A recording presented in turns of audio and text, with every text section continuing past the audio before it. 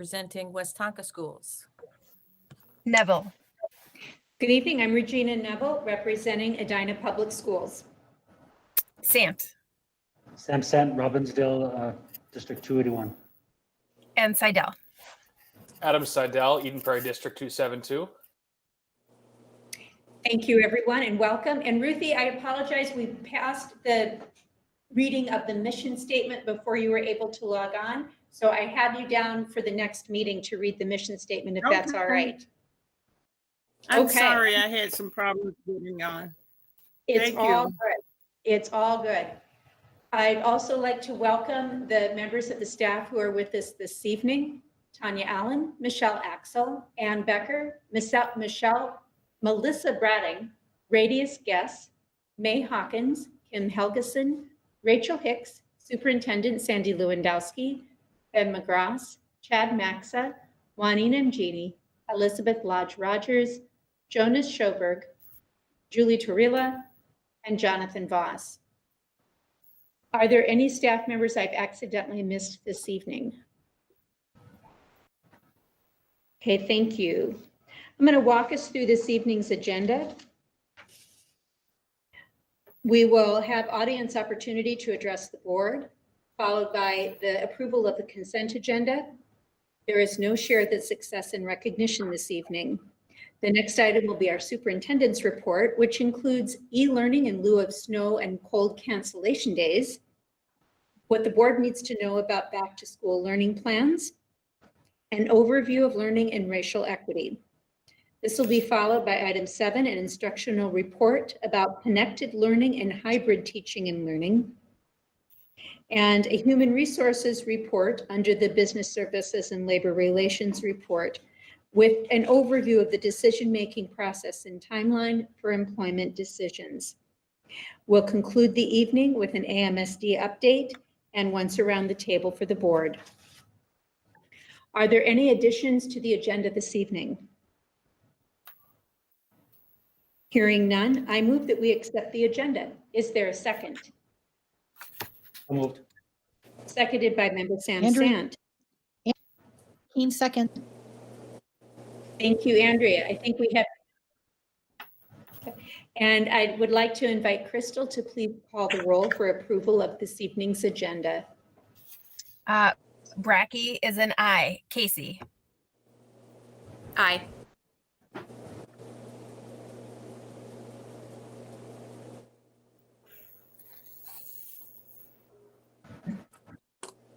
Yes. Dallas. Yes, Douglas. Aye. Kuntz. Aye. Marty. Aye. Neville.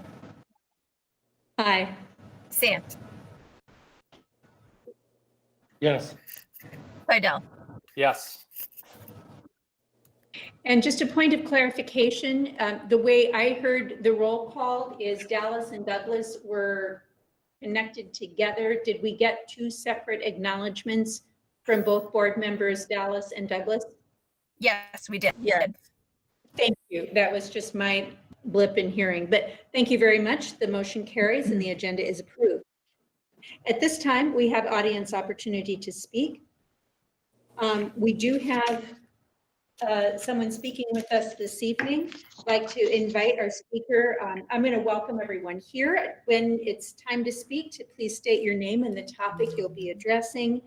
And note that all remarks should be addressed to the board as a whole. Any concerns shared are taken under advisement. And that this time there is not any board discussion or response. wait a minute. Presentations are limited to 3 minutes. The board welcomes the community and staff members to address the board. This evening, it's my pleasure to welcome Mariah Stevens, who will be the spokesperson for the following additional staff members: James Schmidtke, Erica Friesen, I apologize if I'm pronouncing your name incorrectly, Kimberly Nelson, and Kathy McLaughlin. Mariah, welcome. I invite you to begin when you're ready. Thank you. Good evening. My name is Mariah Stevens. I'm a Black woman, a second-year teacher at Ann Brummer, and the Diversity and Equity Chair for Local 2209. I'm speaking to all of you on behalf of Local 2209, sharing our concerns about the district's mandates for returning to school. I teach in the SUN program, where my students are highly vulnerable. Many of the students in my program are nonverbal and cannot communicate effectively if they're sick or feeling ill. I want more than anything to work with my students, but I don't want them to be at a higher than necessary risk. I, as well as others, believe that this risk will be exacerbated by the all staff reporting requirements to begin next week. I'm now going to read some short narratives from staff across the district in the hopes of humanizing the people about whom you are making these decisions. Staff 1. My own child has 2 underlying health concerns. I'm not willing to put his health in jeopardy by allowing myself to be exposed for work purposes. I feel that the district has rushed returning to the buildings for financial gain. They are not showing care, concern about the employees, students, or families. Staff 2. I'm concerned because there are no refrigerators, microwaves, water fountains, or the ability to buy lunch. Staff will have to leave for lunch, expose themselves more, and bring that back into the building. Staff 3. I make decisions based on facts. With that said, I'm extremely concerned about the unnecessary exposure to staff and students on days when my students are not at school. In reality, I may contract COVID on a day when my students are not present, then ultimately pass it along to my students, fellow staff, my children, or my mother, who is at a very high risk. Staff 4. How is any of this equitable? How is any of this safe? I understand that the district wants all staff for coverage reasons. However, that's contradictory. Having all staff in the building all week will create more potential for exposures and illness. I would love if a decision maker could come into SUN for one day of in-person learning. They would see alone how many bodily fluids we come into contact with within a 5-minute period. We should be playing it safe rather than sorry, but it seems like funding from member district is more of a top priority. End of statements. On December 25th, district communications stated, "We firmly stand in the belief that staff well-being has a direct impact on students. We have been encouraged to seek EAP services through Sand Creek and find methods of self-care. But on September 30th, it was stated, the decision is centered on what is best for students. These statements are contradictory and lead staff to feel devalued and expendable. To quote a licensed teacher from our district, you cannot put students first if you put staff last." In an effort to be solution-oriented and not simply air grievances, I would like to quote 2 staff members with alternative solutions. Staff 1, we want to work, but not sit around with others when not necessary.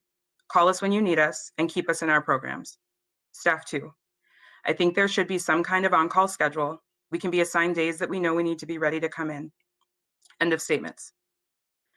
To end, I would like to summarize those previous statements by emphasizing that staff across the district would feel safer and more valued if there were a rotation or an on-call schedule, instead of requiring everyone to be in their buildings on days when they don't have students. I implore you to listen to these staff voices because we speak for those who can't, most of our students. Our students are so vulnerable in many aspects, racially, mentally, and medically. I firmly believe that requiring all staff to be in their buildings when they do not have students is not a racially equitable response to serving the needs of our BIPOC students. I will end with this quote from Brian H. McGill. One of the most sincere forms of respect is actually listening to what another has to say. Thank you to the board and the member districts for your time. Thank you, Mariah. I appreciate you joining us this evening. We appreciate your comments and the fact that our board is able to listen to them this evening. I'd also like to thank everyone who joined you in endorsing these comments. So we appreciate it. At this point, we will move on to approval of the consent agenda. Are there any items that anyone would like to remove from the consent agenda for separate consideration? Hearing none, is there a motion to approve the consent agenda? So moved, Michelle Kuntz. Moved by Michelle. Is there a second? Second, Ann Casey. Seconded by Ann Casey. Thank you. Crystal, would you please call the roll for approval of the consent agenda as presented? Brackey is an I. Casey. Aye. Keen. Yes. Dallas.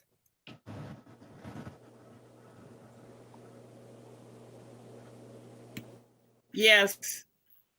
Douglas. Aye. Coons. Aye. Marty. Aye. Neville, Aye. Sant, Yes. Seidel, Yes. Thank you. The motion carries. Our next item is number 6 on the agenda, our superintendent's report. We'll begin with Chad Maxa with a presentation of e-learning in lieu of snow and cold cancellation days. Welcome, Chad. Good evening, Madam Chair and Board Directors. I'm here tonight to present our e-learning plan, something I'm guessing that most of you are familiar with, as many districts across the state have implemented on a yearly basis. It was designed in statute with the purpose of obviously allowing for online instruction for students when there was, typically a snow day, or if the weather was too cold. And we're bringing it forth today. Obviously, the pandemic has pushed us all to get more comfortable with this type of learning. And it certainly has pushed 287. And I think we're in a great position to implement this year across the entire district. In the past, we certainly had concerns about some of our programs and how this might look for the varied programs that we offer throughout the district, but certainly we've addressed many, if not all, of the access issues for our students, which is great. We had obviously a lot of inequities that existed, and we've addressed those, and we've even been working hard to address all of those for staff as well that need access that might not have that. With that, I think the last thing that I would add is that we've definitely taken into account for, again, students that may not have access. I just want to emphasize that. Our Google Voice implementation throughout the district, which really allows our staff, no matter where they are, so long as they have internet connectivity, to have access to their district issued phone number for communications. And that has been a big help as well. I think another point of interest would be that when we would issue a program cancellation, staff would be able to report from home. And of course, with a program cancellation, they would also be able to report to the site. So there is a distinct difference there between a closure and a program cancellation. With that, I would open it up for any questions, Madam Chair. Thank you very much. No one is raising their hands yet, but I do have a question, and it's simply, what are the next steps with this information? Well, I think the next steps are certainly communications and ensuring that our staff are aware of this. And then it also gets into the dirt is in the details, if you will, and just ensuring that staff, can be prepared for this in the winter. Obviously, some details that you want to be aware of as a licensed teacher is, okay, it's January and I should probably bring my laptop home. I don't know what tomorrow holds. So it really is that. And also, just so those types of details so that they're prepared should any weather appear overnight, for example.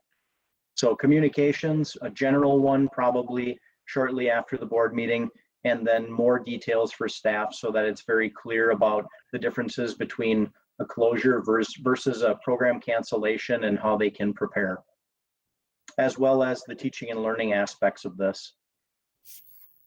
Thank you. That's helpful. Ruthie, you have a question. Go ahead, please. Thank you, Madam Chair. I'm just wondering, I didn't quite get what you said about the students, not all of them having computers or the proper technology. What is the plan there? to make Yeah. sure all students have adequate technology? What is the plan, the school's plan? Well, we have certainly addressed those gaps that existed prior to the pandemic. We were in the process of, really, our vision was to move towards a one-to-one deployment. So every student had access. And for students that didn't have internet access, we would provide them hotspots. And we have done that since the pandemic struck. And so we're feeling much better about moving in this direction across the entire district. Now that we've addressed those connectivity and access equity issues for our students. So does that mean the connectivity would be at all home locations, or how does that work as far as connectivity? Good question, Ruthie. What we did was we actually, excuse me, we actually ordered mobile hotspots. So we didn't try to address connectivity at their homes. We provided them with a mobile hotspot so that wherever they were at, they would have connectivity to the internet to complete their work and their online instruction. Okay. Thank you. Thank you. Additional questions or comments? I don't see any. We're grateful to have some beautiful weather right now, but it's good to plan ahead. Chad, thank you very much. I appreciate it. We'll stay tuned. You're welcome. Thank you. Chair? Oh, excuse me. Yes, Superintendent Lewandowski, go I ahead. would just ask the board, this was meant to be an action item. Thank you. If the board is ready to take action on it. It does make more sense when it listed as information, but action item does make more sense. Then at this point, we will move forward for action on this item. Is there a motion to approve the e-learning in lieu of snow and cold cancellation days as presented? So moved. Moved by member Sam Sant. Is there a second? Second, Heather Douglas. Seconded by Heather Douglas. Thank you. And Crystal, could you please call the roll? Brackey is an I. Casey. Aye. Keen. Yes. Dallas. Yes. Douglas. Aye. Coons. Aye. Marty. Aye. Neville. Aye. Sant. Yes. Seidel. Yes. Motion carries. Thank you all. And Chad, thanks again to you and your team for your work in this presentation. We'll move on to what the board needs to know about back to school learning plan progress. And I'd like to welcome Dr. Elizabeth Lodge Rogers, the Assistant Superintendent for 287. Welcome, Elizabeth. Thank you. Good evening, Chair Neville and members of the board and my colleagues and Superintendent Lewandowski. I'm happy to just give you a quick update on where we are with our learning plan and what steps we're in progress with. I did provide you a memorandum, but I'll just briefly review.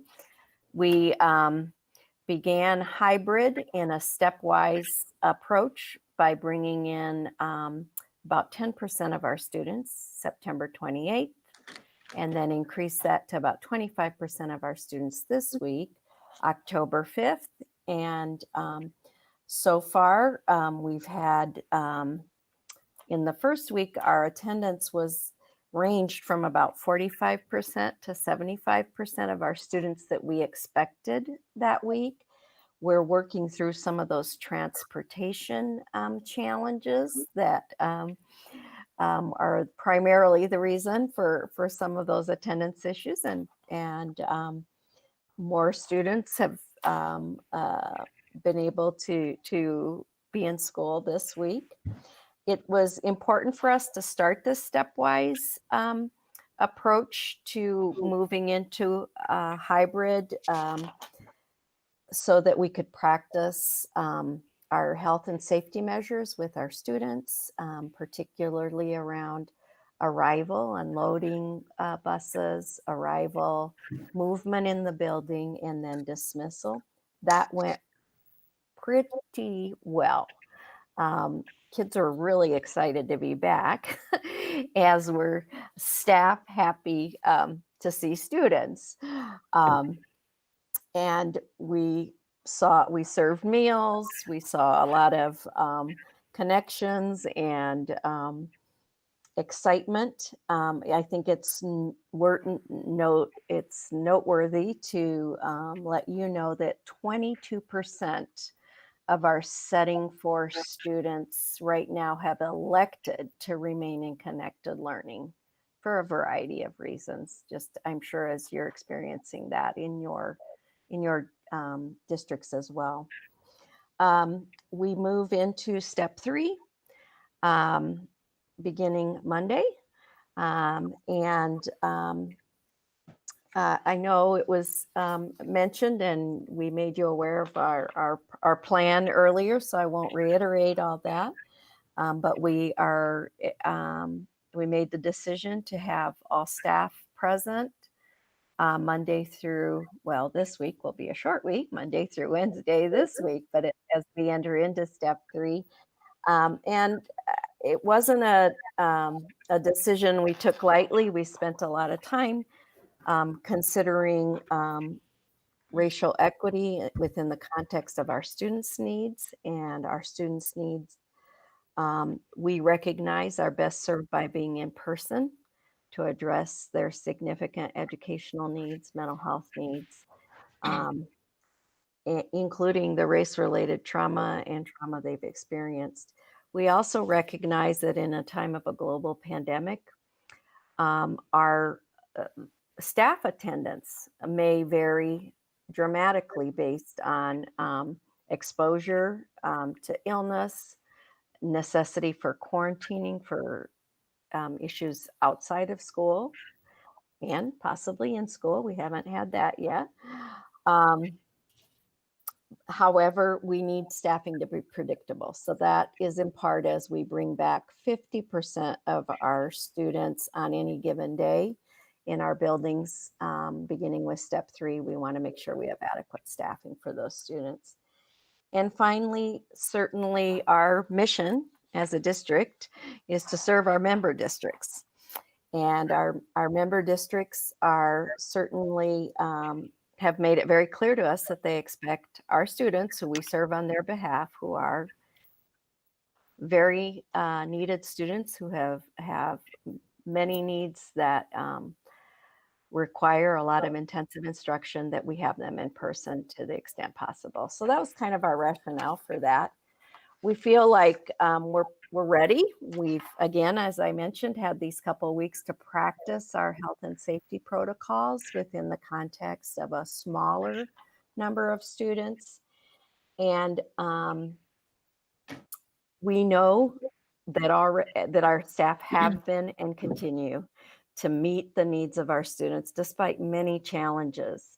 The challenge of balancing the connected learning or distance learning with the in-person, on planning for that, on planning for that instruction in a synchronous model or an asynchronous model, depending on what's appropriate for their students.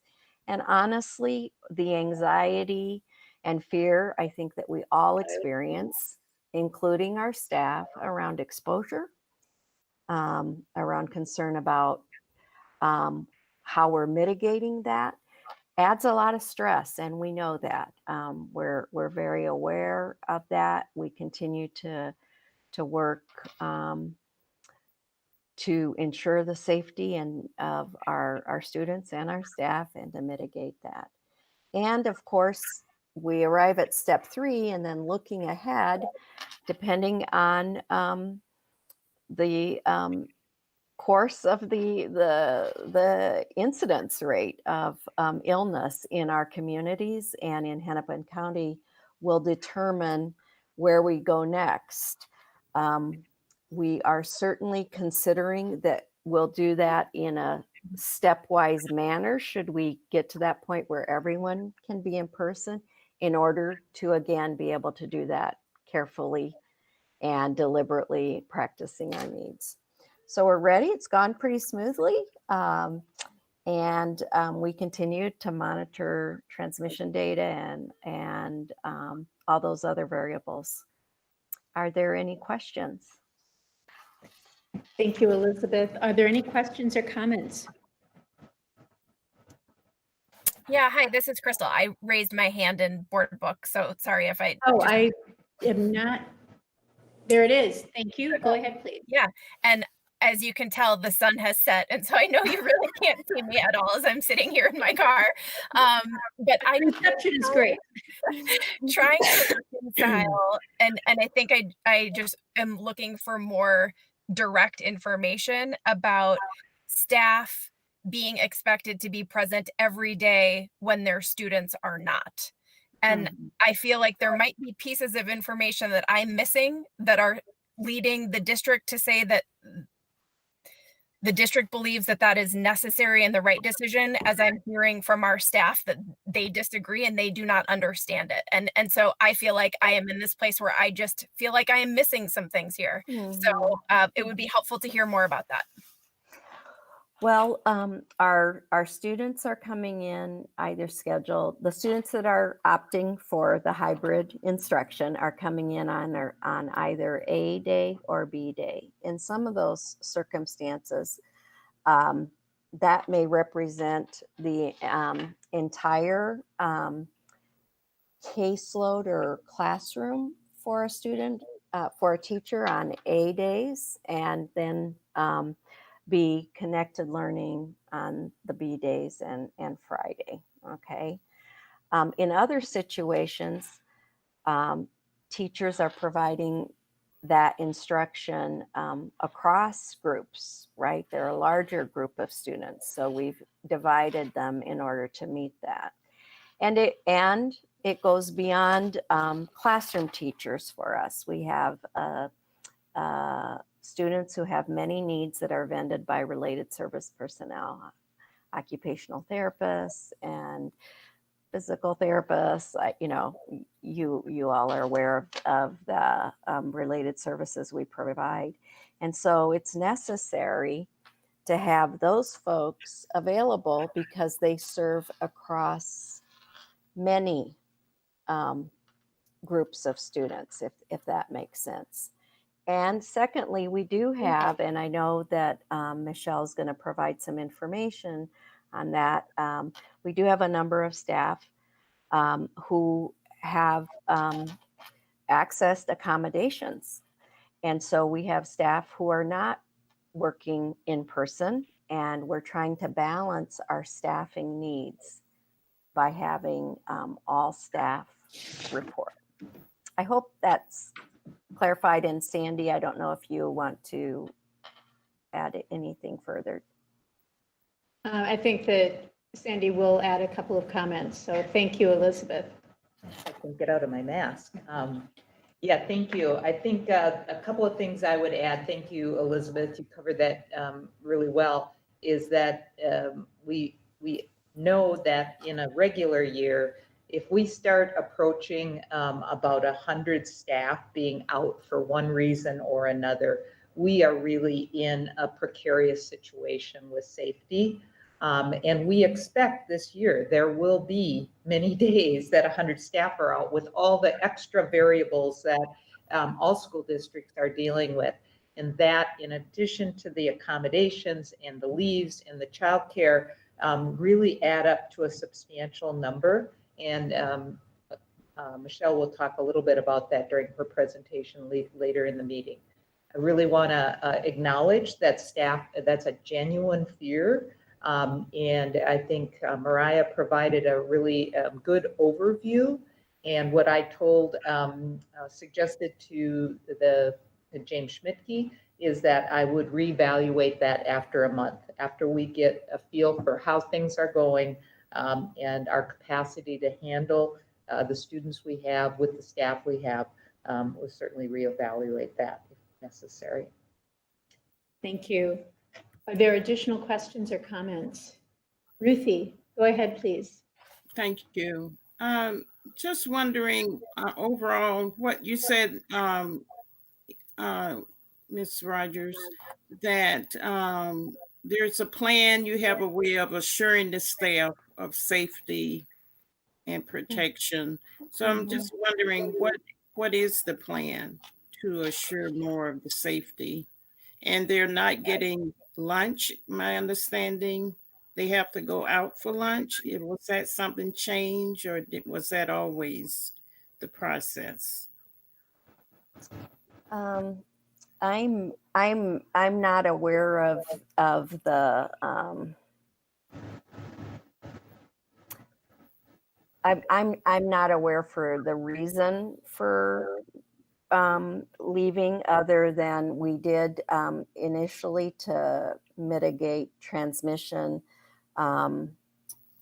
try to ask that folks not use microwaves and common refrigerators to mitigate traffic, and we're re-examining that because that makes sense. May have to help me out here on the reason we're not serving adult lunches as part of it, because I can't remember, to be honest. There's been a lot of information. Thanks, May. That has to do with the fact that we're both serving students in the school and we're packing meals, and we have a limited amount of staffing, right? So in order to serve students, we're utilizing 100% of our staffing, and we just don't have added capacity to add additional adult meals. Okay.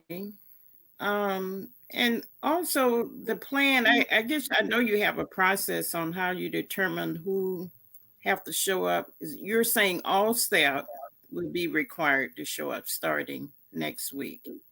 That's what we are asking for, those 4 days in which students are present.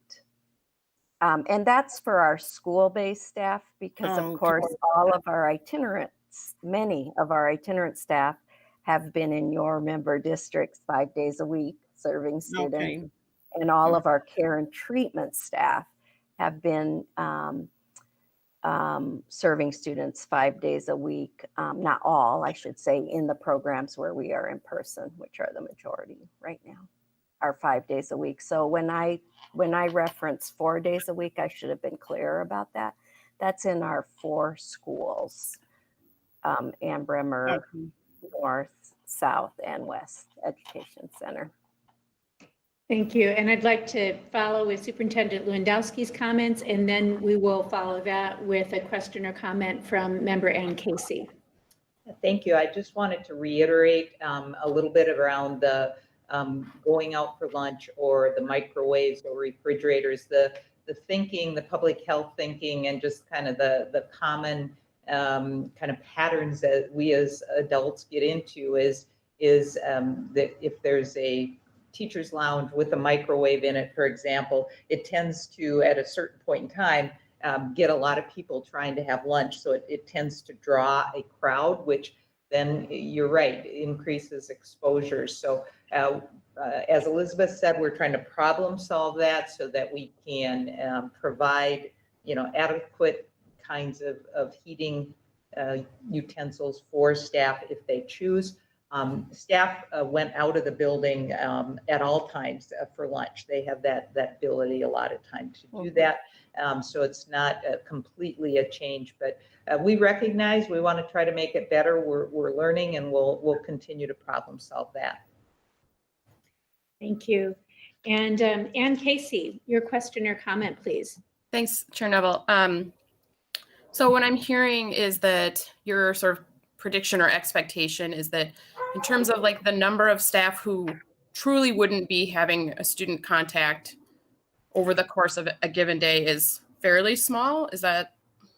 Yeah, and it varies by position. Okay.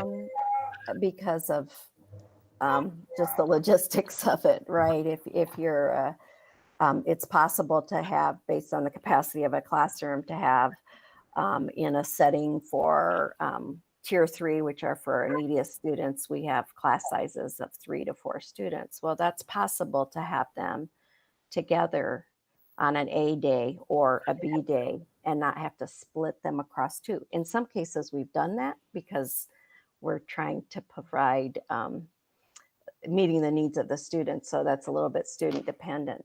And in those situations, then that teacher and staff are providing the connected learning on opposite days in that situation. But in other classes, like a tier 1, which are students that are still setting 4, but probably hit a class size of around 8, we've split those classes apart so that teachers co-teaching and folks are doing connected learning and either synchronous or asynchronous on an A day as well as a B day for their whole class. And then of course that's it looks different when it comes down to our alternative learning centers, our academies, those class Sure. sizes. And so maybe the answer to this next question is also, it just looks different, but what kind of spaces do we have for those people who aren't in a student contact situation? Are we able to provide or find spaces where they are more isolated or distanced?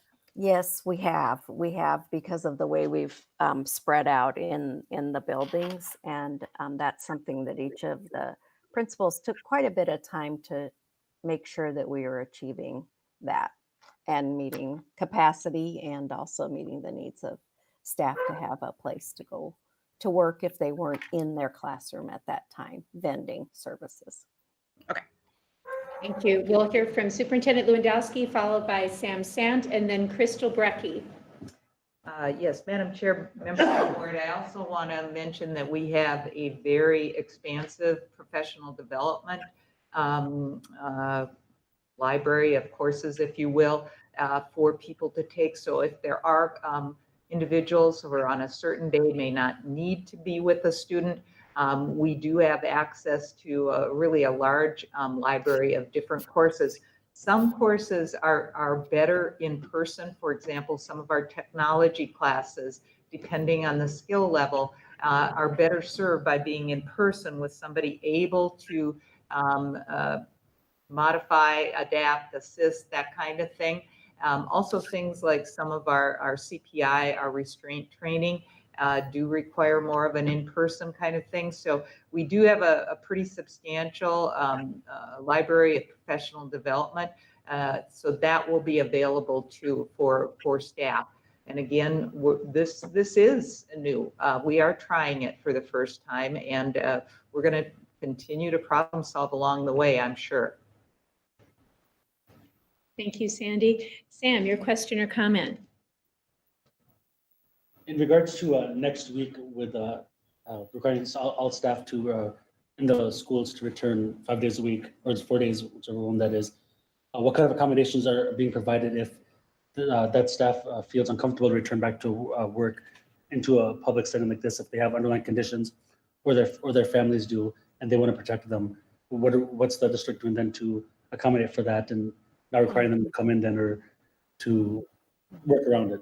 Yeah, great question. And I think Michelle can go into this more in detail during her HR report, but we're following, all the rules and regulations and laws that apply.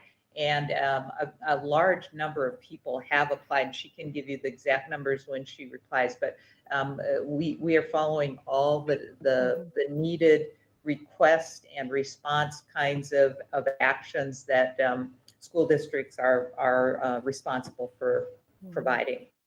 And we do have a large number of people who've gone through that already, and still more coming in, which we're trying to see, legitimately grant those that for people that need them, want them, and apply for them, so that we have a set way of doing it. And again, Michelle can give you a little more detail when she reports.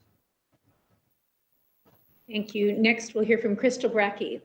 Yes, thank you. Me again. Thanks for the additional information.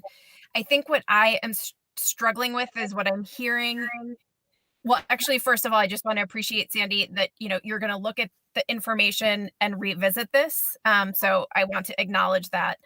I think what feels tough to me is, and I say this from a place of humility and not knowing the intricacies personally, but it feels difficult that we are basically expecting all staff to be in person, even though contexts and settings actually do sound quite different. And that might be part of the tension and a difficult time understanding why everybody is being asked to come in. When, Elizabeth, as you were describing, different programs operate in different ways, different students have different needs, but we are asking all staff, regardless of position or program, to sort of operate in the same way.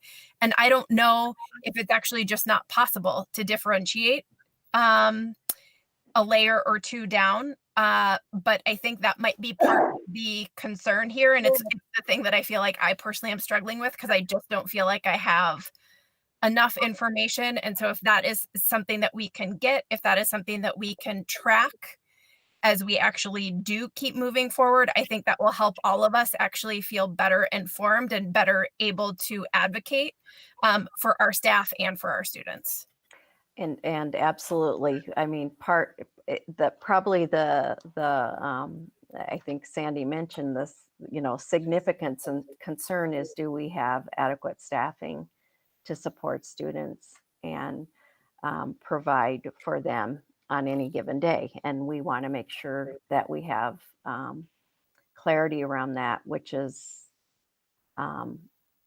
why I think Superintendent Lewandowski stated we're going to monitor and look at that and see maybe our concern about that is not founded, meaning maybe it's all going to sort itself out and we'll have sufficient staff.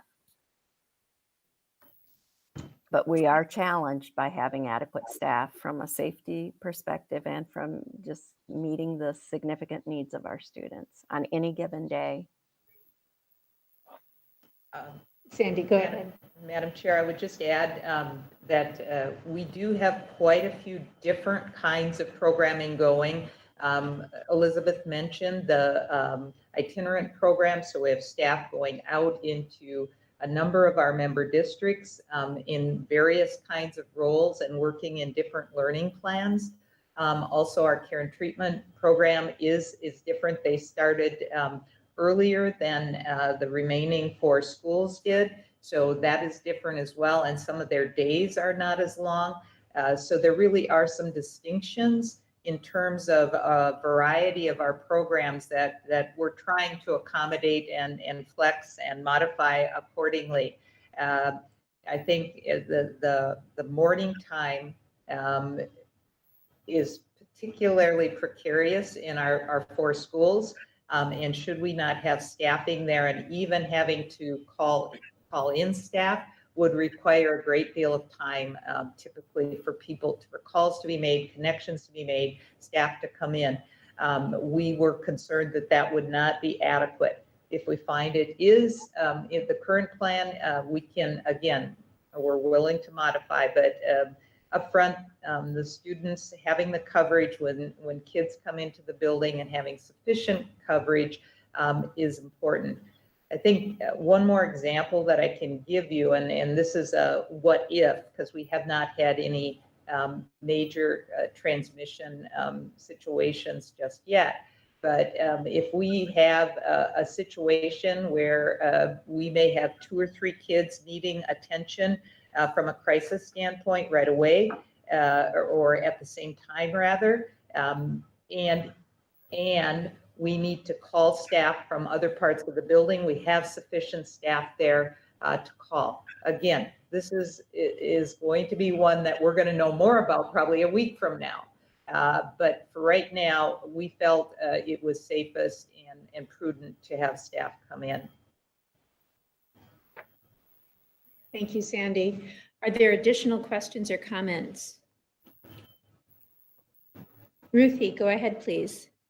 I think Sandy sort of alluded to it. I was just wondering whether you had looked into the on-call status plan, as far as having certain employees or staff on call and that have certain days or whatever, but sound like you've been looking into that already.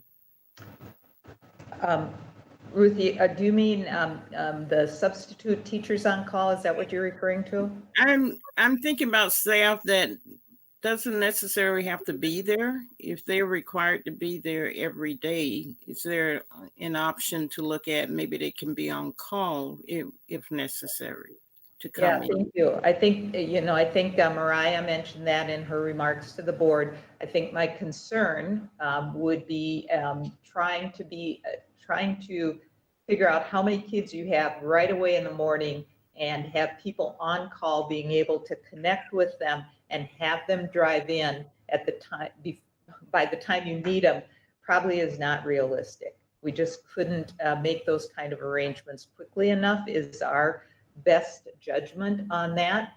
And again, maybe after we get a feel for how this goes and have a better track record, maybe we can consider something like that. But for right now, we just felt we needed to start with full force. So we had the people to cover the students that we have. And again, having the professional development there to access as well. Thank you. Yep. Thank you. Additional questions or comments? I don't see any additional raised hands, and I don't see any waving hands. So I want to thank everyone for their comments, including Mariah and team who addressed the board at the beginning of the evening. I appreciate the updates shared by Dr. Rogers and Superintendent Lewandowski and the concerns expressed by board members. What I'm hearing is certainly a genuine concern all around. We're trying to make the best decision possible, also a willingness for flexibility as we navigate in the weeks ahead to make adjustments as needed for safety of both students and staff. And I appreciate all the efforts being made. So thank you everyone for the thoughtful comments and questions this evening. And we'll continue, of course, to work together. We will move on to item 6.3, an overyear of learning and racial equity. And I'd like to welcome our Director of Equity and Inclusion, Radius Guest. Radius, welcome. Thank you, Madam Chair, and members of the board, as well as Superintendent Lewandowski and my esteemed colleagues.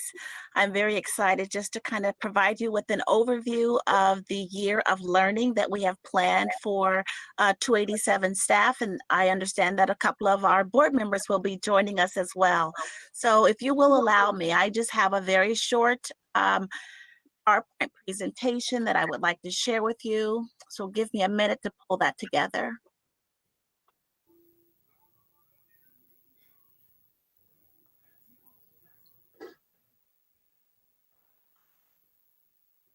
Okay, so our year of learning, what we have done is to invite staff to be a part of a 287 Racial Equity Internal Influencers Program.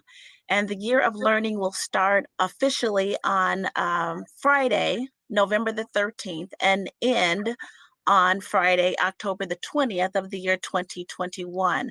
So it is a full year of learning for staff. The year of learning is designed to equip staff with the tools and knowledge needed to create an internal cultural shift. The year of learning is also a process that will lay the foundation for future learning and growth. So here's what the commitment looks like. There's a reading commitment, and so we're going to be reading together My Grandmother's Hands. A minimum of 2 chapters per month is required. There's also some communal time where we come together and participate in some conversations that we're calling through triad groups, where we practice repetitions and work together to explore concepts that derive from the readings, as well as some of our monthly consultations that we have with our external consultant, which is Resma Minikim. There's some individual commitment time as well. And participants will be encouraged to do some writing, some soul scribing, and some journaling. So that's kind of what the time commitment looks like for the year of learning. We've also incorporated what we call some affinity spaces for participants. So participants will be divided into 3 groups. They're either going to be a part of a BIPOC, which is Black, Indigenous, People of Color, Bodies of Culture. There's a second group that is the white body group. And then the third group is all bodies coming together. So the groups will rotate throughout the year with groups A and B coming together as a collective. In total, the year of learning consists of 4 monthly affinity sessions for each participant and 4 all-body group sessions. So the all-body sessions, I think this is a great question or a statement, because it reminds me of the conversation that we had at our last board meeting. And I believe it was board member Sant wanted to know a little bit more about the affinity spaces that we provide during the training. So all body group sessions give an opportunity for all bodies to work together, white bodies and BIPOC bodies. But when we separate groups, it's done to create safe spaces for bodies to share. And it also reduces the possibility of harming or rewounding other participants. So that's a rationale that we use to encourage the affinity spaces, so that when we bring staff together for the conversation, staff of color frequently find themselves, being very comfortable having conversations about race, and our white body staff just kind of want to listen and are maybe concerned or afraid that they might say the wrong thing. And so we create the affinity spaces so that everyone feels comfortable sharing, and there's no harming or rewounding of participants during that time. Here's the year of learning schedule.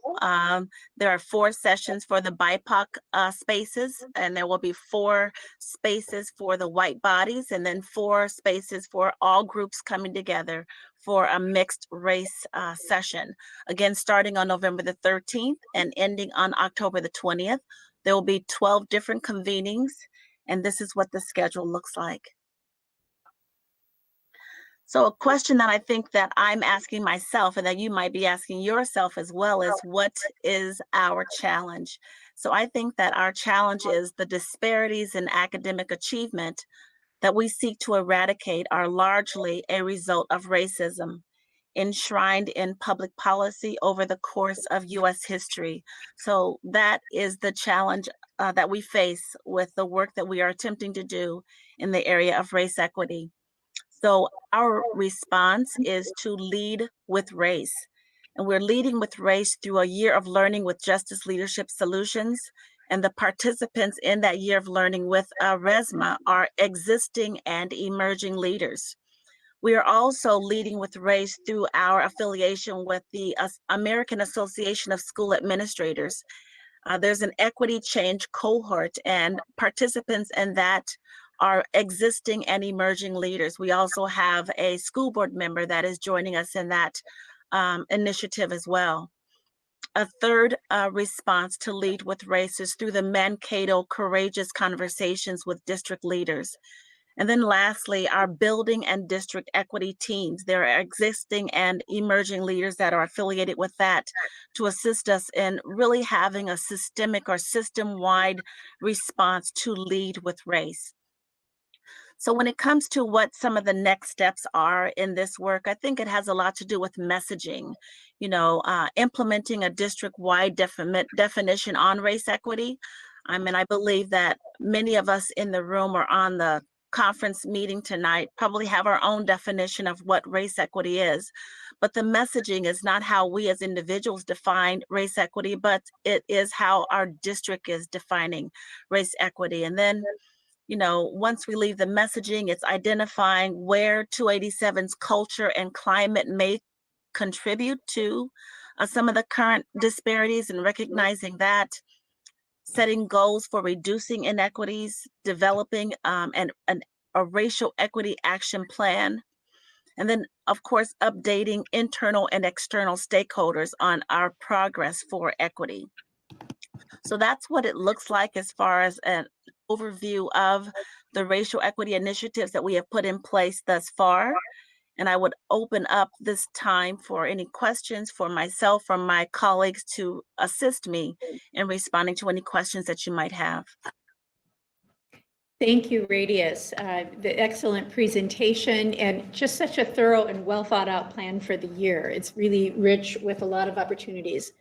Are there questions or comments for Radius or her team this evening?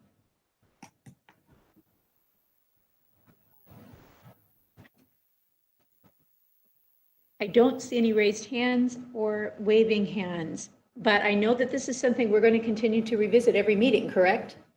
So our opportunities are going to continue, and all board members have a copy of My Grandmother's Hands by Resma Menakem. So whether or not they have opted into the full program, there is still that opportunity for learning at every level, depending on what individuals have chosen. I'm excited to be a part of the cohort. There's a lot of great opportunity planned. Anything that you'd like to close with this evening, Radius? Yes, please. Thank you for inviting me to add one final comment. And what I wanted to do was just to make sure that the opportunity is still open for any of the board members that would like to join us in this year of learning. We will have a second cohort complete the onboarding for the training, and that is on October the 22nd, which is on a Thursday from 12 to 4 p.m. And again on Wednesday, October the 28th from 12 to 4 p.m. And so it's necessary that you participate in the onboarding before you join us for the year of learning. So if you've not yet submitted an application or communicated to Superintendent Lewandowski that you would like to join us, please know that you still have time. We would encourage you to do that, and also possibly to give some thought to what a work session might look like around race equity, so that myself and Resma Menakem could be a part of facilitating that training for you and with you. Thank you. So board members, am I correct, Juanine? Is it all right if board members connect with you directly if they'd like to still join that onboarding process? Yes. For October 28th. Thank you. And I know there has been information shared with board members, but still not too late. So I would encourage anyone who can do this, please do connect with Juanine to join that learning. Thank you. Our next item this evening is the instructional report. Dr. John Voss will provide an update on connected learning and hybrid teaching and learning. Welcome, John. Thank you, Chair Neville and board members. I'm going to present briefly here and explain a little bit about what we've been doing with teaching and learning.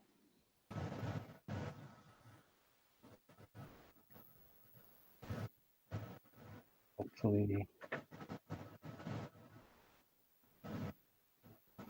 audio and video are now working correctly. Along with planning to bring students back safely, we've also been working to ensure that students have the instructional support needed to continue their academic progress. We know our students come to us with significant disruptions in learning in a normal year, and with all of the disruptions of the past year, those disparities in learning are more acute. So starting back in the summer, we've been working on a number of things to improve our learning pathways for students. At a district level, we have convened an instructional learning team to carry out our strategic implementation plan for evidence-based instruction. This group provides vertical alignment of our strategic plan goals with the individual school improvement plans, our professional development efforts, our coaching, and the instruction that takes place in our classrooms.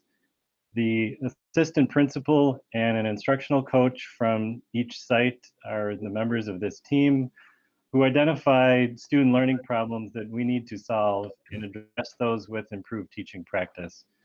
Some of those areas that we're considering or working on are standards and grading, racial equity and social justice, inquiry-based instruction, and a number of others, including literacy, culturally relevant teaching, and other areas that come up throughout the year. In the short term, this group has been sharing ideas on improving our connected learning strategies and also in getting ready for hybrid learning environments. So in connected learning, we've made a concerted effort to provide enhanced tools and support. Some of those key connection tools include GoGuardian and Seesaw, which give us better ways to provide both explicit instruction and directions to students and parents, and also to see what's happening with student progress and activity. One creative example from North Education Center involves Go Guardian, a tool that shows a dashboard of student computers and what they're looking at. So instead of trying to explain where to click and what to enter, teachers can more or less take over a computer to get students on the right sites, use the right login, and show how to do some examples. They can also, while seeing what students are doing on their computers at home and in the classroom, identify small groups to work together on common topics, review or practice some things together, and combine students, whether they're at school or at home, into small groups to work together. We've also seen some improved organization of content and schedules using Google Sites, Google Classroom, and Moodle, which provides students better guides for what to do, a pathway for their learning, and more engagement in the kind of activities that we can offer. In addition, these platforms then allow for organizing all of the expanded connection and support efforts, so the teachers and educational assistants can identify who will be connecting for different subjects with personalized support, who can follow up with practice activities or assessments, who can check on mental health or provide mentoring and tutoring. As we move into hybrid learning, a range of ideas have surfaced to manage the variables of time and space that we now contend with. Fortunately, our experience with innovation and our staff's commitment to solutions in the face of challenges have led to a number of creative ways to address what it is that we're up against. It does get complicated, but our programs and our teams have made some impressive adaptations. A few of the service models have varied by site and program, as we've heard, depending on student need. With some groups at home, some groups at school, sometimes they're working together and sometimes separately. So these teams will determine which groups to work with on which days, and in some cases, provide individual follow-up time after initial work in groups. We've had more use of larger block periods this year in scheduling in order to provide flexibility in how the time is used for both purposes within the day. One example I can credit with West Education Center is splitting their block schedule into 2 sections and switching off between those sections in terms of, live or self-paced activities. This allows teachers to go back and forth between at-home and on-site groups or bring them together when necessary. They can then consider a variety of activities. This example shows a number of those that can be done with a live group together and some that can be assigned to students to work on their own or in one-to-one sessions. And so they can constantly shift back and forth between the activities based on which students need to do things together and which students can begin to work on other things on their own. Within these modified environments, we've also spent time over the summer reviewing the core content that we use and expand to include resources that are more engaging, adaptable to a remote classroom environment, and more relevant to student interests. We don't really want to go back to the way we've done things before entirely. We really want to improve and open up new opportunities for students that they may not have had in the past. So we spent time with work groups of teachers over the summer exploring some new resources that we had some examples of here. For math, we've adopted Prodigy, particularly at the elementary and middle school level, which is based on a game platform and allows students to pursue those with some what they refer to as stealth assessment of skill levels as they go through the games within that resource. We've also folded intervention for math into our core content teaching using Math 180. And we've chosen 2 resources to pilot for our high school curriculum over the course of this year, which involve more interactive opportunities for students and more ways to combine in-person and remote learning. We've worked on developing social justice math as a way to show the importance of understanding statistics in particular in the context of social justice issues. In talking with teachers that are piloting it at ABEC and at Care and Treatment, students are finishing up the first unit now where they've examined and reported on the demographics of their own neighborhood and their own communities. With English language arts, our literacy focus continues. We have a group of teachers and coaches who developed a high school curriculum specifically for our special education classes to pilot this fall. We also adopted Newsella to expand the reading resources available to students at home, and spent a fair amount of time working to improve the remote delivery of our K-8 literacy curriculum, Success for All. We adopted that last year, and as we worked with it in the spring, we uncovered some needs to enhance how that's available to work with remotely. The literacy work is being supported by 4 literacy coach positions who work on literacy practices with teachers, and a family literacy specialist to specifically provide support to families for literacy instruction at home. These positions were added as a result of the state literacy grant we received, which was just approved in the consent agenda tonight.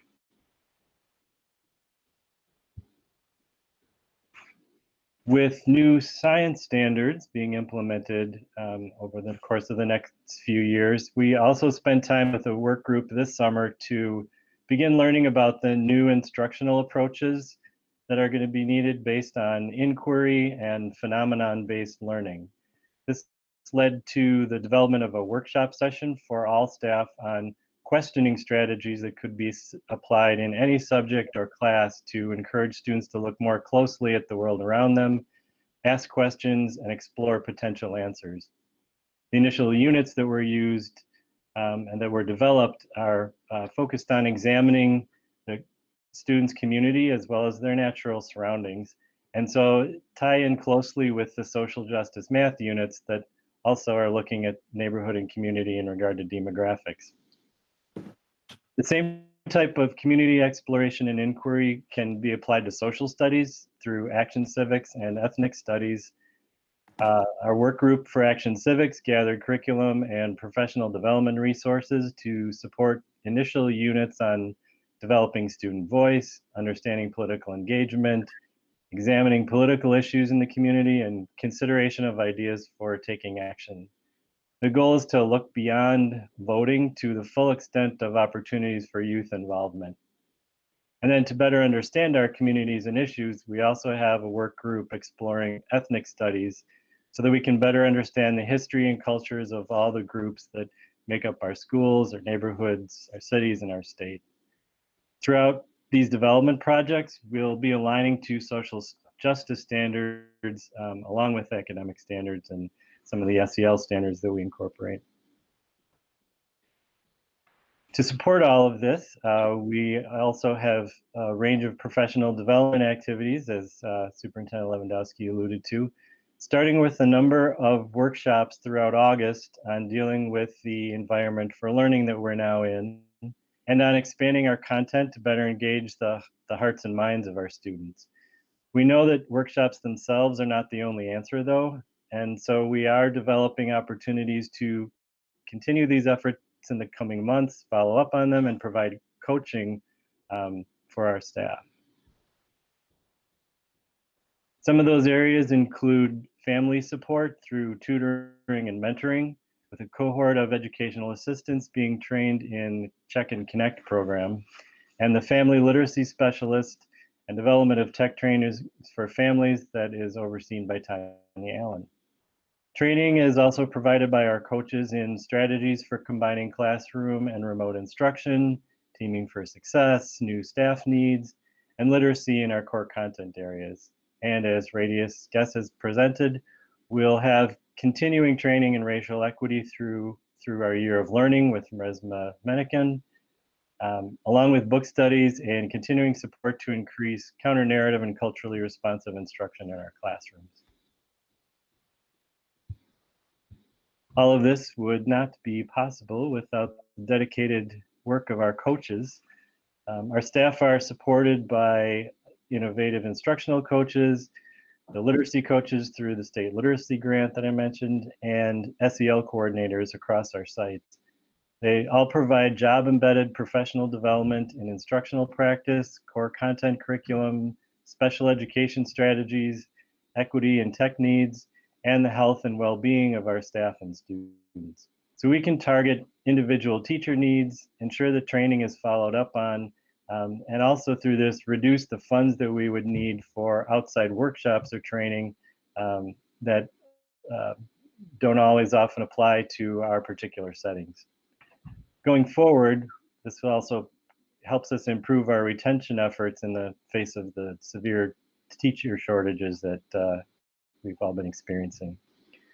We've been really fortunate to have a strong combination of outstanding staff, improved resources, training, and coaching supports to provide our students with these improved learning opportunities as we grapple with not just significant logistical challenge, but a number of fairly traumatic events. And so I will stop there and open up for any questions regarding our instructional efforts this year. Thank you, Dr. Voss. First up, we'll have Michelle Coons with a question or comment. Michelle, go ahead, please.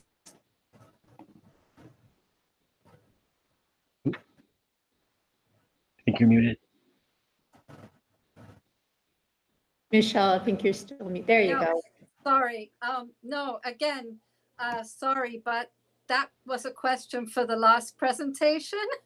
But since I have the floor, I would like to say to Dr. Voss that you and your staff are doing amazing work, and I am just in awe of everything that's coming together along with the terrible consequences of a pandemic. So thank you very much on behalf of students and staff, and yeah, very, very good and interesting work. Thank you.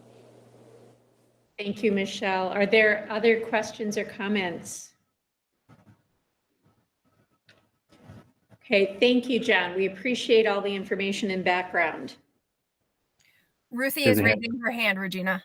Oh, Ruthie, I apologize. Yes, Ruthie Dallas, go ahead, please. There we go. Oh, I just wanted to comment. I enjoyed that presentation, and yes, lots of work you can see have gone into that. But I wanted to say I admire your quotation in the back of you. Oh. Inspiring unique learners to soar to new levels. Thank you. Thank you. Well noted. Next up on the agenda, we will move on to our Business Services and Labor Relations report. With the Human Resources report, we'll welcome Michelle Axel with an overview of the decision-making process and timeline for employment decisions. Michelle, welcome. Board Chair, board members, good evening. Tonight, my presentation is going to include myself, Ann Becker, and Elizabeth Lodge Rogers. I believe someone is going to present the slides. I did not plan this, so I'm going to check in with Juanine if she was going to provide the slide presentation for us to view as we walk through our discussion in this area. And if not, I can certainly, I don't know that I have the greatest and latest version though, I'm afraid. Juanine will be presenting the slides tonight. Okay. So just hang on for a moment because I know it's in process. It's in progress. Perfect. We are nothing if not adaptable.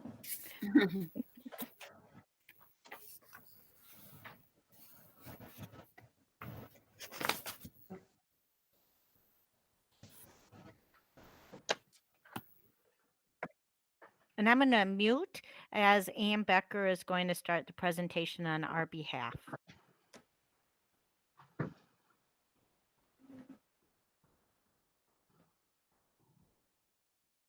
I apologize, but my screen is not sharing. Give me 1 second.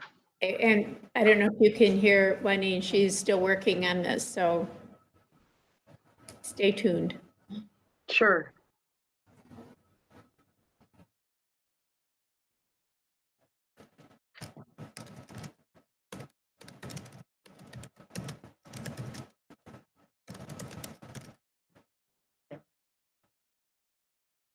Yay. Thank you, Waneen. So tonight we're going to go through the common employment decisions that are made by administrators and recommended to the board, and finish up with what the role of a board member is in those decisions and processes. And as Michelle, next slide please, Waneen. As Michelle already shared, we've got 3 presenters tonight. So we'll move on to the next slide, which is an overview of the topics that we'll be covering. Thanks, Waneen. So we will be going through a variety of different employment-related decisions, from probationary periods to evaluations and supports provided, to tenure, and then to various decisions that may lead to the termination of employment involuntarily. And lastly, we'll have the overall role of the board member in those areas. We also have a bonus presentation for you tonight, which is not on here. And that bonus presentation will be Michelle talking about the accommodation requests that she has received and how they're being handled. Next slide, please. So as most of you probably know, the probationary period for licensed staff is statutory. It's set in statute, and it's 3 years unless that licensed staff person has already completed their probationary period, in which case it would be 1 year in the next district. Generally, it's also 1 year for non-licensed staff. If the staff person is hired after November 30th, then it would be almost 2 years of probation. That first year would be November 30th through June 30th, and then July 1 through June 30th of the following year.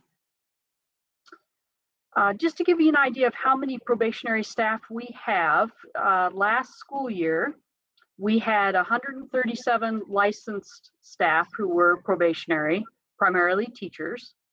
We had 149 non-licensed staff who were in their probationary period, primarily educational assistants, for a total of 276.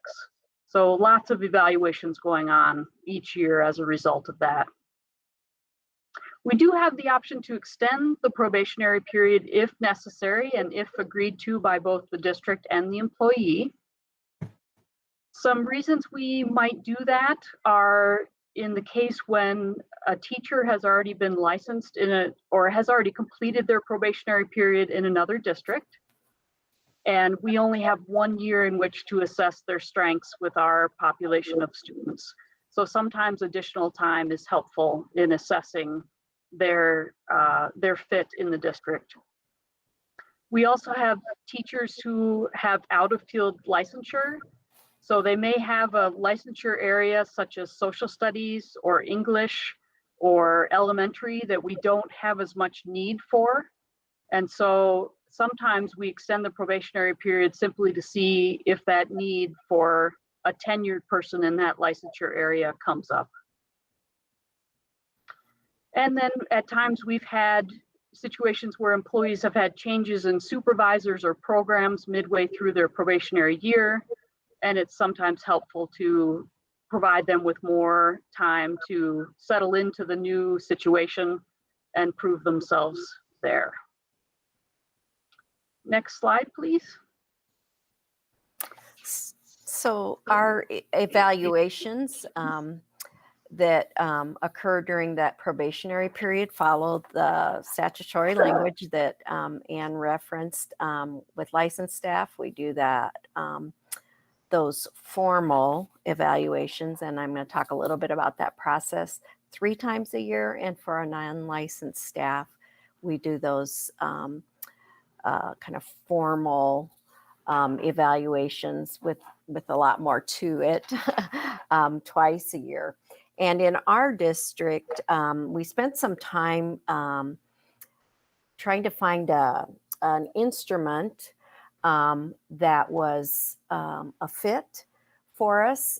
Again, we have a large number of specialty staff with a lot of different roles, responsibilities, and preparation, as well as content prepared teachers. and our special education teachers. So with that range, we spent quite a bit of time and landed on the McCrell-Hughes framework, which I'll talk a little bit about. Through a process where we worked with 2209 leadership and administration to review those. And of course, we selected that model and then had to do some work customizing, as we find we frequently do because of the range of professionals and staff that we utilize within our programs. It's important to note that it's a growth model and it's additive, meaning we start and we prioritize certain elements each year of the probationary period to provide staff the opportunity to really focus and hone in on that area. And each year through that probationary period, those areas of focus are identified. I'm going to talk a little bit about, please, the next slide, Juanine, sorry. Talk a little bit about why we selected the McCrell-Hughes framework.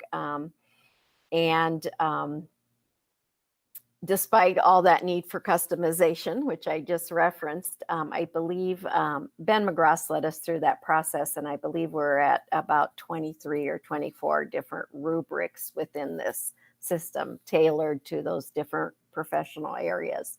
But the reason we picked it is because it's evidence-based, it's research-based, that is, and many districts across the nation and in our state utilize this. And so it provides has a sound basis, and it also matches nicely with 9 high-yield instructional strategies that we believe provide for the best outcomes for our students.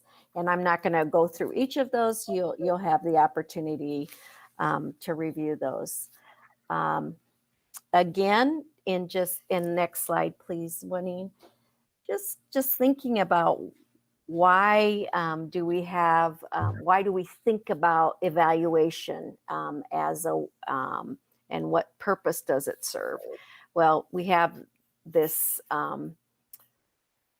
need to provide our staff with an opportunity to demonstrate their growth, but it's far more than that, right? We want to, through this growth model of providing feedback, just-in-time feedback, feedback following observations, feedback through a number of other ways, which actually Dr. Voss mentioned, our instructional coaches being a wealth of opportunity for growth and development in our staff. But we want to provide the kind of feedback that leads to increasing the quality of our instruction. And we want it to be systematic, and we want it to be meaningful. And in general, the results of these evaluation processes guide us in terms of where do we need to focus our professional learning opportunities for our staff, as we see where there are areas of need and where are there areas that we're soaring, right? And so that's why, the why behind it. And I'm not going to spend a lot of time on this because this is all part of what we as administrators entrusted by you to develop a plan for providing systematic and growth focused feedback to our teachers are doing on as we were entrusted by you. Juanine, would you like to advance for me, please?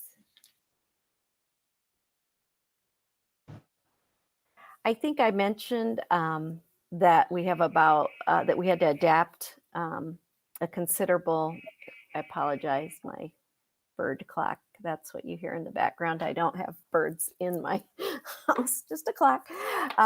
We had to take the existing McCraw frameworks and adapt them to our various specialty areas within our staff. And we did that through a process where groups of those staff went through a very, I think, constructive and leveraged their knowledge of their profession to go through and adapt. And each of the areas are identified within a broader framework component: content, understanding, environment, and supports, I believe. Missing that. And then within those, there's an element, and then there's rating descriptors that allow for ratings. And our staff actually helped construct each of these for their areas. I guess that's the point I want to make by sharing this slide with you. Juanine, could you advance, please? So what does this mean? Well, it means that we take the information, we spend time in our process of pre-conferencing with our teachers, our related service, all our staff. We do a pre-conference for those staff up for evaluation. We then do an observation, and then we do a post-conference. And as we stated earlier, that's repeated depending on where that staff is licensed or non-licensed. And through that and other methods of gathering information, we provide that feedback. Probably the question that you all might have and that our staff have, and many are, I know this information is being provided to them or has been over the last week, is what's that going to look like this year specifically? In a year when we're moving from connected learning to hybrid to perhaps all in person or back, and how will we do that? Well, we spent some time thinking about this, and we know that within each building, each program, each group, that we're going to need to modify some of our practices to reflect the different scenarios, right? And the observations will be conducted through live observation, instruction via video or through that connected learning, reviewing recorded lessons, conversations, as well as our continued walkthroughs, which may be virtual walkthroughs or physical walkthroughs in our building. And we do know that we want to just focus on how are we best serving our students within those variety of settings. A lot of our work is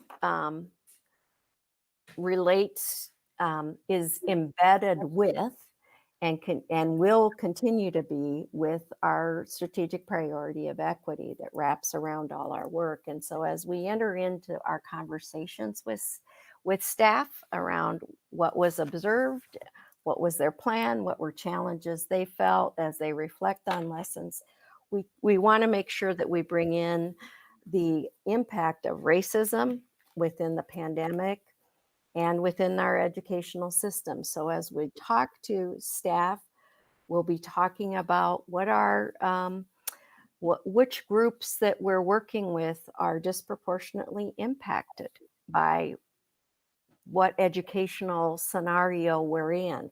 We'll talk about how that impacts our discussion. We'll talk at great length about how we proceed navigating these issues of providing the best evidence-based instruction and building that capacity in our teachers so that we see the best outcomes for our students. Because that's our goal with this entire process, of course, is to develop our teachers, to continually develop them as we're faced with challenges this year, admittedly, not like any other that I've experienced in my career. But how do we maintain that balance and our eye on, are we being equitable? Are our students able to make progress given what we're doing? And what are some of the factors that we need to pay close attention to? It's also important to note that we have a number of probationary licensed staff. We have a number of staff who are on continuing contracts. They are tenured. They are in a cycle that allows, that requires us, and we are pleased to do it, provide them some formal evaluation every 3 years. And this year we have some staff that, due to COVID at the end of spring, didn't get some light tenured staff or continuing contract staff who didn't get their third year evaluation completed, or that cycle. And so we'll finish those up this year. Important to note that we always consider what we see in terms of our identified areas on the rubric, but we always take into consider the 10 expectations that we hold for all of our staff. And so when we are having those conversations, pre-observation, post-observation, summative towards the end of the year, we're embedding in that feedback and encouragement and identification of how our staff are meeting those 10 expectations as well. And that's important when we start to look at continuing and renewal decisions. If you could advance for me, Juanine, that'd be great.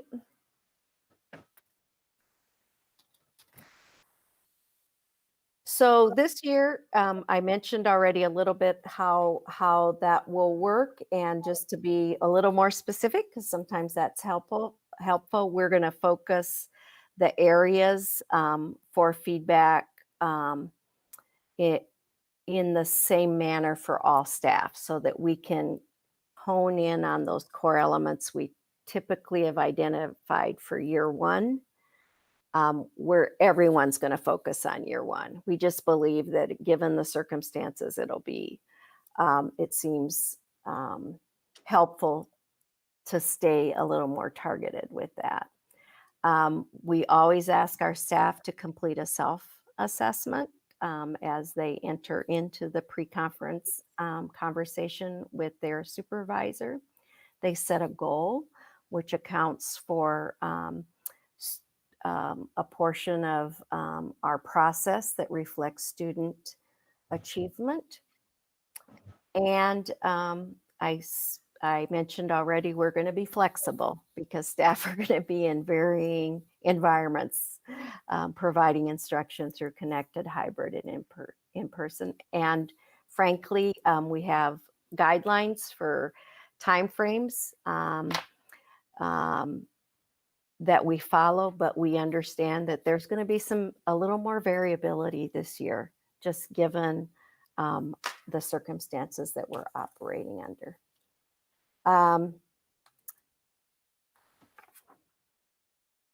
Thank you, Juanine, if you'd advance for me, I appreciate it. So I've mentioned already that we use a growth model. Dr. Voss did a beautiful job of referencing our innovative instructional coaches and the breadth that we have. This has been an excellent addition to our supports for that real-time, job-embedded professional development and learning, and it allows us to support the development of our staff. Each of those pre-post observation meetings, then because it's a growth model, it's developmental, so we're referencing prior observation as we go into the second and the third. We spend a great deal of time supporting staff through our professional learning opportunities, of which, again, Dr. Voss really was a nice segue, nice anticipatory set for our presentation today, because he reviewed the breadth of the professional learning that we have available. And one of the things that our coaches have allowed us to do more intentionally and more frequently is provide teachers and other staff the opportunity to observe their peers. So a coach might slip in and cover a class period while that teacher then goes and gets to observe a peer demonstrating or implementing a particular instructional strategy that they may be not feeling as comfortable or wanting to learn more about. So that's another way that we've really leveraged in our recent couple years, our coaches. And then finally, I ask, and we have the expectation actually of all of our instructional leaders that they spend 2 days out in classrooms, and for us at the district level in buildings, and that's certainly no exception for our building leaders. And they are asked to spend the equivalent of 2 days out in classrooms and present and interacting. And last spring and this fall earlier, that meant going in virtually to a lot of classes, which is fun. And a way to do a virtual walkthrough. But those walkthroughs and that being able to pop into a session provides just an excellent opportunity for, again, that just-in-time coaching and feedback and opportunity to follow up. So with that, I will turn it over to my colleague, Michelle Axel, with the next slide. Thank you, Elizabeth. Thank you, board members. And as Anne shared with you, we have a large number of probationary staff. So we have an extensive process around our decision-making for ongoing employment. HR partners with the instructional leaders in the review and employment decisions for the licensed and non-licensed employees who are in their probationary period each year. We use a timeline which details each task, who's responsible, the completion date, and includes communication touchpoints. The decision-making process starts in January and includes specific action steps each month to ensure a deliberate, thoughtful review based on the employee's performance. HR notifies all eligible staff who will be eligible for a continuing contract status, for our licensed, or the completion of their probationary status for our non-licensed in January, so they are prepped and aware. I connect with each principal along with Dr. Rogers twice a month starting in January to talk through their list of staff and the considerations to ensure there is a consistent process across the district. For example, dependability or attendance is one consideration, which is reviewed and treated equitably across the district. We consider frequent tardiness, absenteeism, absences without notice, or otherwise undependable conduct. And we have to recognize and say A feeling such as an employee is really good when they are here is not a valid reason for retention. Juanine, please flip the slide. Thank you. Staff are our district's most valuable resource. Every employee plays an important role in fulfilling the district's mission. The district has a commitment to retain all employees who are high performers, regardless if there is a position at the particular time and site the following year. A high performer, for example, is someone who has demonstrated, as identified through their evaluation process, high marks, fulfills the 10 expectations to ensure that district's learning and working environments are welcome, safe, engaging, and positive. And an employee who's open and flexible, putting students first. We always include feedback from the superintendent's team and on other leaders on our decision-making process for each employee who is considered on a continuing contract or a completion of their probationary year before we make any final determination or communication. Next slide, please. One of the most difficult and important decisions made by the district is whether or not to renew a teacher's annual contract during the probationary period.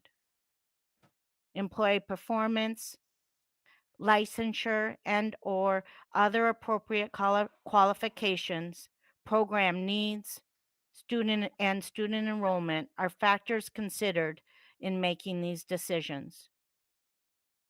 Recommendations will be made each year at the last meeting in May to the school board. Those employees who are non-renewed are expected to work to the best of their ability through the remainder of the school year, as students and other members of their team depend on them. Next slide, please. Late in February, I bring forward to the board a position and program reduction resolution. With this resolution, the board directs administration to make recommendations for any necessary reductions in programs and positions. This is based on student enrollment or purchase services changes in discussions with member districts each year.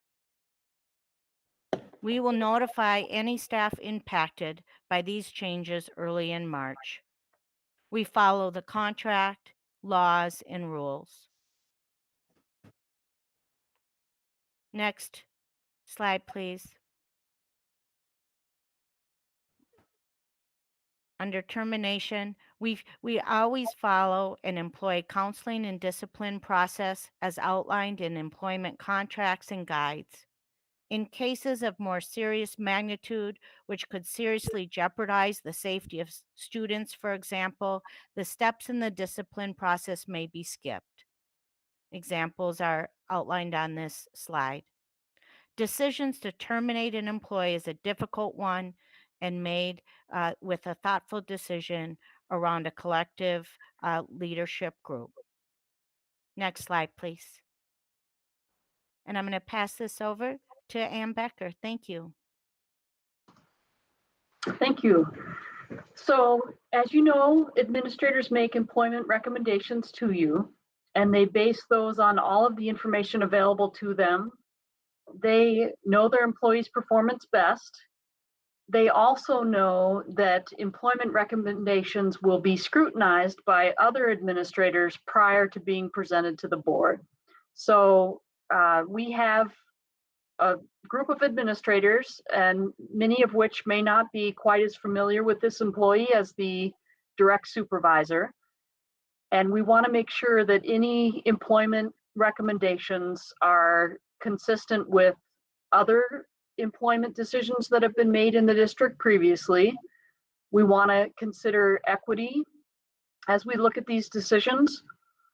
And we want to make sure that every step has been taken to support the employee or coach them before we reach a termination decision, for example. If board members have any questions about a particular decision, they're welcome to reach out to Sandy prior to the board meeting so that we can provide additional information on that particular decision. Next slide, please. So we get to the bottom line question of what is your overall role as a board member in all of these different processes? And your role in a policy governance model, such as this board has adopted, is to ensure that the administration has these processes in place, that they're equitable, that they're thorough, that they're deliberative. And one of the ways in which you judge these processes is by whether they have produced high-performing staff. And I think we can all agree that District 287 has very high-performing staff. Now I will turn it back to Michelle before we take questions to provide the bonus presentation tonight.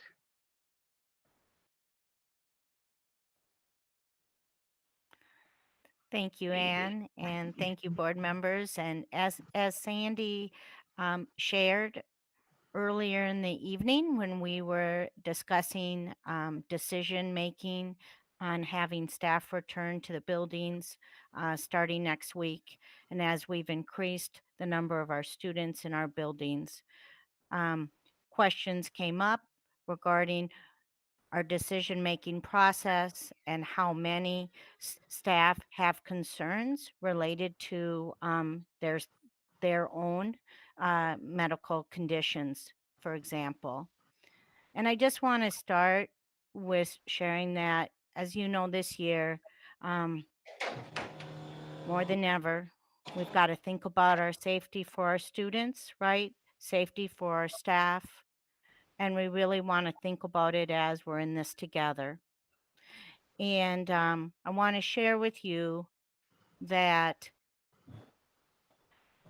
HR has received as over, let me see, I've got my data, so bear with me here tonight.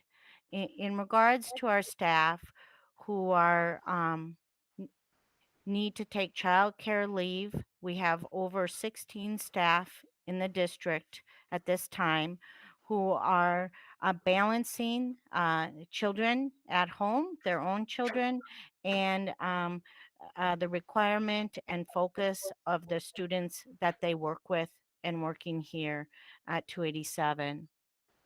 We also know that we receive requests based on staff members who are medically at risk for complications as a result of COVID specifically, or they have members of their own household who are at risk.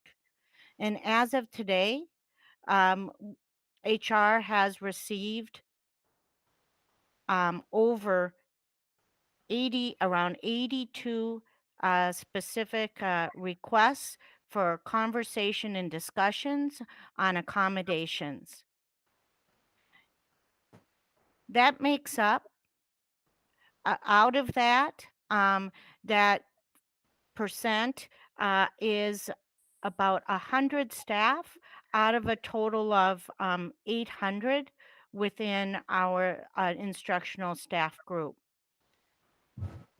That also makes up 10.5% of our licensed and 10.5% of our non-licensed. In each of these cases, we have a thoughtful review.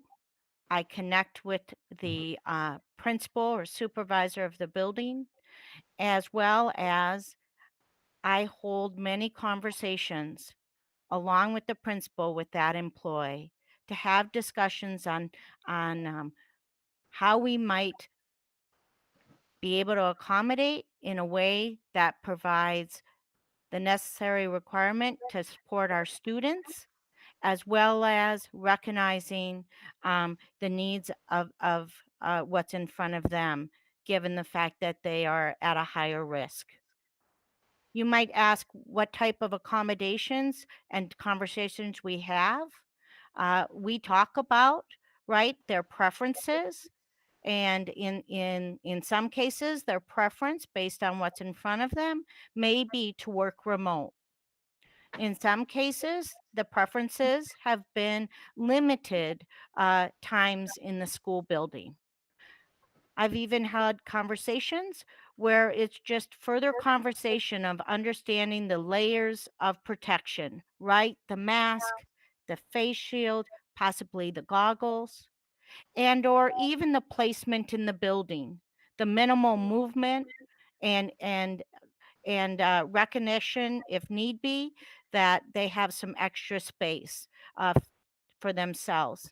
I've also held conversations in particular with our support staff in where they are coming forward based on documentation, a medical increased risk, and where they are on that on call, and recognize that they wouldn't be the immediate need type staff, but they might be that second level, and that they could be available and present within 10 to 15 minutes.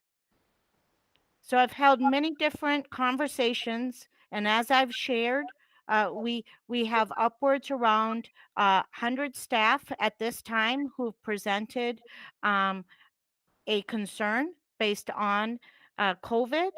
We've also had a number of staff related to, as I shared, childcare issues. And we've also had 13 staff to date who've either taken a leave or have retired, given the pandemic in front of us. I also want to recognize that in any given year, individuals can be absent for any reason, right? All sorts of reasons. And in particular this year, right, related to symptoms similar to COVID, possibly being exposed to someone who's tested positive, or for even themselves being tested positive for COVID. And we recognize that our absent rate on any given last year, on average, on a daily basis, it could range from 5 to 8%. And when we reach thresholds to 10 to 12% absentee rate last year, that's when we were getting a bit nervous in ensuring that we had safety for our students and safety for our staff, given our students who we work with each day. So I'm going to pause a moment. I can even mute. I'm open to answer any questions, or I'm going to also open the floor for any colleagues who want to add anything related to this data and this information that you find that might be helpful to the board. Thank you, Elizabeth, Michelle, and Anne. That's a lot of good information, helpful background. Are there any questions or comments from the board? Oh, is my mic on? Am I not able to be heard? Oh, no, I just realized that's an automatic message because this device detects that I'm talking and it wants to know, but I'm fine. So thank you. Crystal Brackey, you have a question or comment? Go ahead, please. Yeah, it's just a brief question, and it's specific to the requests for staff this fall and accommodations, and just wondering what mechanisms are in place to ensure that we're being consistent and really trying to remove bias as much as possible from the process, knowing that it can creep in all sorts of conscious and unconscious ways. And then almost mirrors our evaluation process in the concept where Elizabeth, myself, and even Ann Becker, we're the constant trio in terms of our review related to requests that come forward. I'm the consistent measure in each of those meetings. And when we hold those meetings or considerations, it's just an interactive conversation. And then we take that back. And at that time, we'll talk with the principals, and I'll bring Elizabeth in, and we'll ensure that we're being consistent, not only within a particular building, but we'll think about it across all of our sites and locations. You also have to recognize that it is in many cases it's case by case based on that employee and their request that they're putting forward. It's based on their position, and it can be based on the students at the time that they serve, along with the fact that do we have any students who will be making the decision to stay in the remote setting, and or the number of students that are staying in person. Thank you for that response. Are there additional questions or comments? Sam, go ahead, please. Can I ask questions about the whole presentation or just about the second part of the? I believe the whole presentation. We have our presenters still present, so I think the whole presentation. Thanks. Okay. First off, I'd like to thank you for the presentation. It was much needed and very helpful to describe the process with performance reviews and due process with employees. My question comes regarding to due process, regarding employees licensed or non-licensed. When there's a termination in question or an issue was to come up on their review, you'd mentioned that there are multiple times a year, semi-annually or quarterly, where they meet to discuss their performance. Is there ample time then, in between these performance reviews, for employees to make up or to correct behavior during that time before a final termination is determined? How does that all work? Yes, there is that. We have a timeline that we follow in terms of roughly doing the first round of the more formal opportunity for pre-conference observation, post-conference, that we like to happen by November-ish. And then again, so that at that point we can identify maybe if there's some particular areas of growth that we want to support and develop. And then we would have another cycle, if you will, of the formal observation that would occur, I believe, I want to say February in there. I have the timeline here somewhere, but not sitting right in front of me.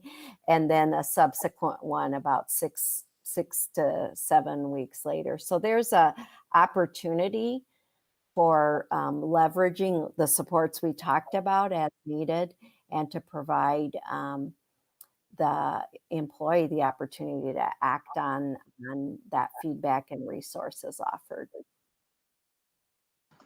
In addition, the progressive discipline process that we follow in our employment decisions has built in periods in which the employee can improve prior to moving on to another step, for example.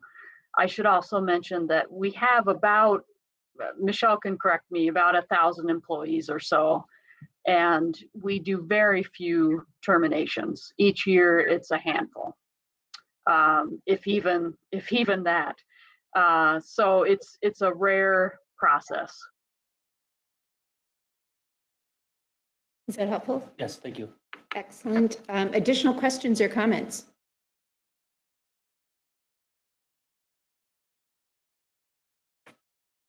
I don't see any at this time. Again, I want to thank Michelle, Ann, and Elizabeth for the presentation. This is really helpful background, good board professional development, and a better understanding of the whole process. So we appreciate everything that's in place, and you're taking the time to put it together to share with us. So thank you. We will move on to the concluding items on our agenda. For board business, there's no chair report this evening. AMSD report. 287 has 3 representatives who attend the AMSD meetings: Andrea Keene, Ruthie Dallas, and Ann Casey. And I'd like to invite one of you to bring forward an update. And Casey. It's me. I signed up. Thanks, Chair Neville. The last AMSD meeting was a, I'm going to just highlight two things. Number one, and this part is in the, I'm trying to pull it up in my board book here. At the end of the board book, the AMSD newsletter has the news about the Friend of Public Education Award that was given to Dr. Alexander and, oh my gosh, I'm totally blanking on his name. Andrea, save me. I just couldn't pull it up. Dr. Rodriguez. And Dr. Rodriguez, thank you.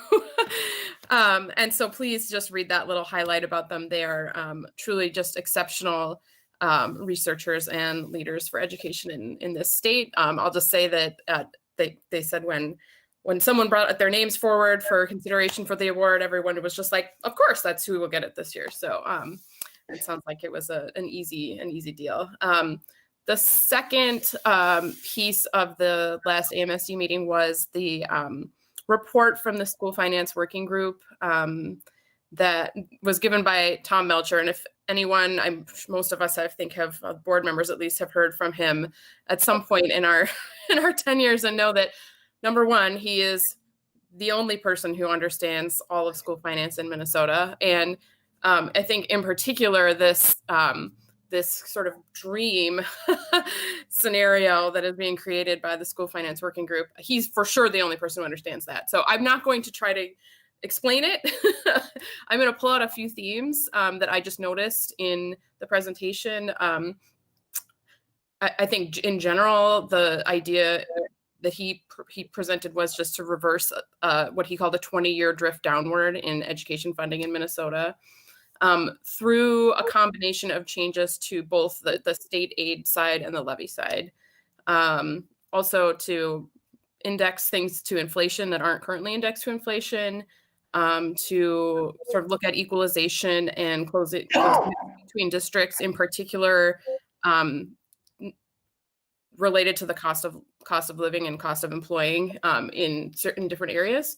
And then I think also just racial equity and in particular, recruiting, hiring, and developing teachers and other staff of color and Indigenous staff throughout the whole state. So I think those are sort of the big picture highlights. It's still just a plan, or it's not even really it hasn't been officially recommended yet. But this is something that that I think that they want to kind of move forward as I think more than a not as much of a whole thing, but as like, these are some of the options that we could go to moving forward. I think he said that if the whole thing happened, it would cost like $2.5 to $2.8 billion.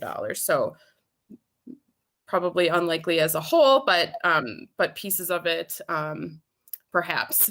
And again, everybody will be looking at that forecast that's coming out later this month to see kind of what's realistic right now. So I would take a look at the slides. I know AMSD generally posts all the slides on their website for, and I also saw, I just got an email this afternoon that MSBA is offering a webinar with Dr. Melcher again, if you want to hear his voice explaining it, because I certainly have not done it justice.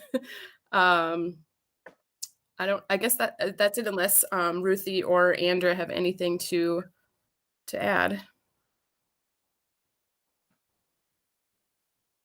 Okay, thank you. Thank you. Report.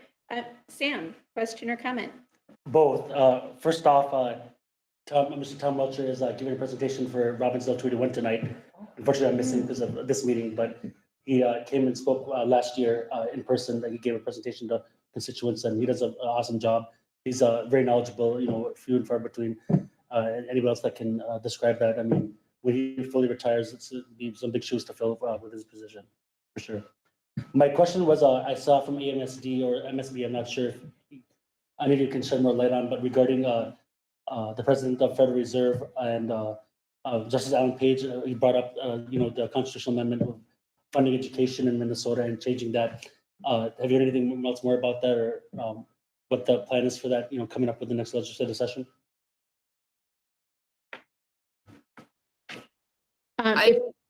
Go ahead. I could offer, I was not at I don't believe it was the most recent AMSD meeting, but I attended the one prior to that where Morris Leatherman presented their findings from just a general survey of education, and they addressed that question just in terms of favorability toward that amendment. And this is, again, very general summary of what that question was, but a favorable leaning toward those who were surveyed toward approval of a proposed amendment, should it actually be proposed. And I would invite clarification if anyone heard that information slightly differently, but that was an update in the direction of what you're addressing. And Sam, President Kashkari and Justice Page did present at AMSD last winter, and then everything shut down. And I think they're sort of taking the show on the road again. And I've seen that they're reaching out to people again. So I think that will be coming very soon. I can add one quick thing that AMSD, the executive committee has committed to coming up with a position paper on the matter, which I think will be helpful. Regina, I think that the public poll that you mentioned is indicative that if you don't know a lot of the details, of course, you're going to support quality education for all Minnesota students, as well as closing the achievement gap. I mean, obviously, that's all why we are here. But I think that there are some educational organizations who have some questions, not really about the intent, but maybe about what the impact might be, perhaps some unintended consequences.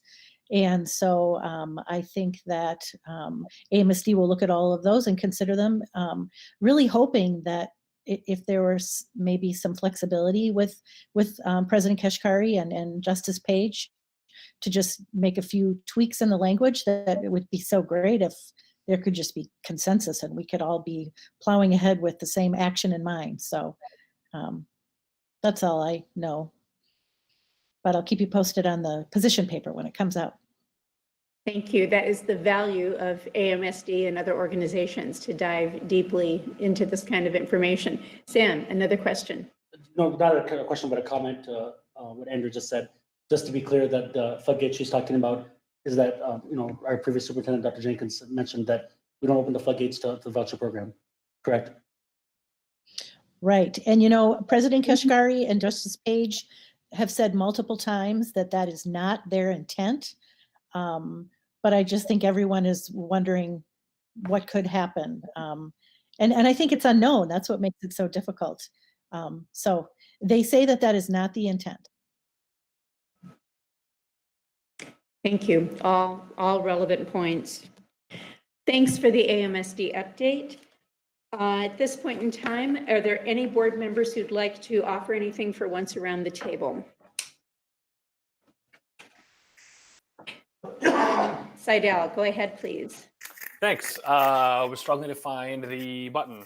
So I just, we had this discussion, I don't know, maybe 6 weeks ago now, I don't recall exactly. There was a brief conversation at the end of a meeting about, the question was about sustainability or something like that. And we had a brief conversation about solar installations was the ultimate topic. And there was a comment made that, we've talked about that with some of our member districts and it hasn't made any business sense.